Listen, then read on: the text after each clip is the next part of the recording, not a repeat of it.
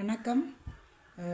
சாய்ராம் வழிபாடு முடிஞ்சு இந்த பிரசாதத்தோடு வந்திருக்கிறேன். என்னென்னு சொல்கிறேன், இந்த பிரசாதத்துக்காண்டி உண்மையாக போகிறது எல்லாம் நினைக்கல. அது ஏனண்டா அது வந்து ஒரு ஈர்ப்பு தான். என்ன சாய்ராம்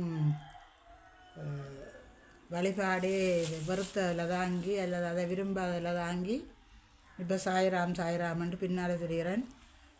அது உண்மை இருக்குது போலான்னு இருக்குது. சில மாற்றங்கள் சரி, சில ஒரு ஆத்ம திருப்தி, அதாவது மனதுக்குள்ளே ஒரு திருப்தி வருது, அவ்வளவுதான்.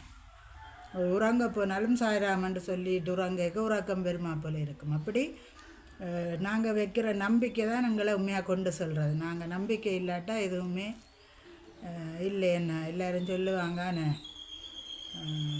உண்டுன்றவனுக்கு உண்டு, இல்லைன்றவனுக்கு இல்லைன்ற மாதிரி. அது ஏனோ தெரியா இப்போ போய் களைச்சி வந்து தான் உங்களோட பகிர்வு பசிக்குது, சரியாக பசிக்குது. ஆனால் பார்த்தீங்களேண்டா அண்டைய சொன்னான், என்ன மணக்குது, ஒரு ஊத்த மனம் வருதுன்னுண்டா உங்களுக்கு சொன்னான். எலிக்காண்டி ஒரு மருந்து வாங்கி ஒரு பிஸ்கட் மாதிரி ஒன்று வாங்கி வச்சுருக்கிறேன் என்று சொன்னானல்ல. அந்த பிஸ்கட்டே ஒரு துண்டு முறிச்சு வச்சேன் நான், சரியா.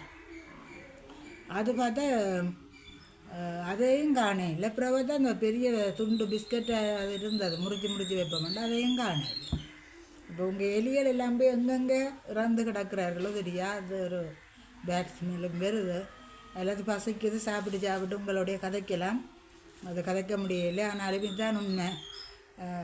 என்ன, நாங்கள் நம்பிக்கையோட எதை செய்தாலும் அது எங்களுக்கு நல்லதாக முடியும். அதே போல் பார்த்தீங்களேன்டா எங்களுடைய எண்ணங்கள், நாங்கள் நினைக்கிற எல்லாம் நடக்குதா இல்லையே. எங்களுக்கு இவ்வளோ எண்ணங்கள் இருக்குது, நான் அப்படி நடக்கணும் இப்படியான்னு. அது எல்லாம் இறைவனுடைய அருள் ஒன்று இருக்குது, சரியா. இறைவனுடைய அருள் கிடைக்கணும். நாங்கள் எவ்வளோ ஆசைப்படலாம், எவ்வளோ நினைக்கலாம், அப்படி வரலாம். உதாரணத்துக்கு லதாங்கி விஜய் டிவியில் போய் முகங்காட்டிட்டு வந்தால் கூட இறைவனுடைய அருள் தான். எனக்கு எண்ணம் இருந்தது, ஓகே. ஆனால் எவ்வளோ எல்லாம் நாங்கள் எண்ணறோம், நடக்காது. அதால் இறைவனுடைய இன்றைக்கு அங்கே அவர் ஒரு சொற்பொழிவு செய்தவர், அதில் கூட அப்படி தான் சொன்னார்.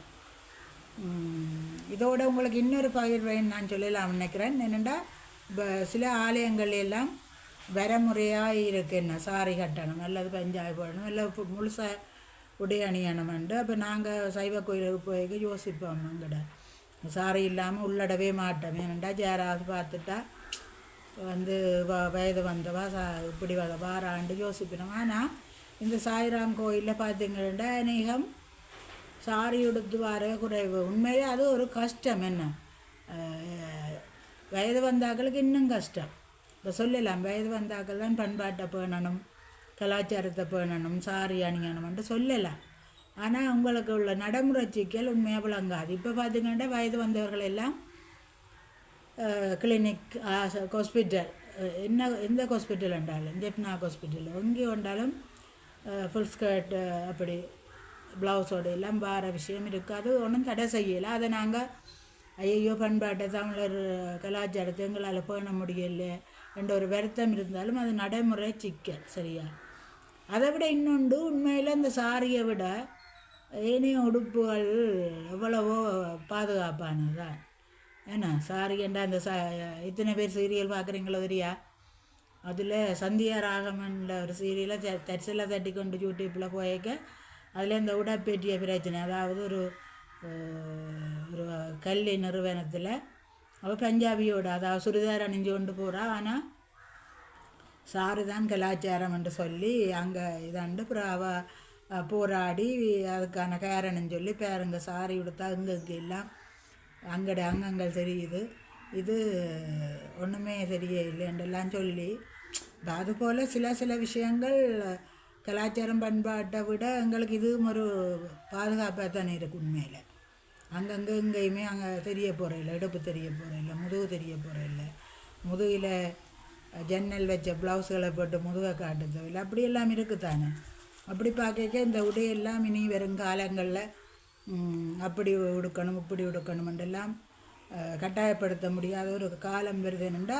எல்லோருடைய உடல்நிலைகளும் முந்தி நல்ல வீரமாக இருந்தாங்க, சாரி 8 முழ சாரியையும் சுற்றி கொண்டு தெரிஞ்சாங்க, ஓகே. இப்போ எல்லாருக்கும் களை முழங்கால் பிரச்சனை, நடக்க முடியாத பிரச்சனை இப்படியெல்லாம் விரைக்க சாரி எல்லாம் கட்டுவது இவ்வளோ தூரம் கட்டாயப்படுத்த முடியுமென்று விளங்கையில் அங்கே எல்லா ஆடையோடும் வந்தாங்க. ஆனால் நான் ஒன்று இதில் சொல்ல விரும்புகிறேன், இதே சந்தர்ப்பத்தில் சொல்ல விரும்புகிறேன். எந்த ஆலயம் என்றாலும் திருமணமானவர்கள் முழுவதும் அதாவது முழங்காலோடைய அணியாமல் அதாவது கால் பாதம் வரை அணிந்து வந்தால் இன்னும் சிறப்பாக இருக்கும்.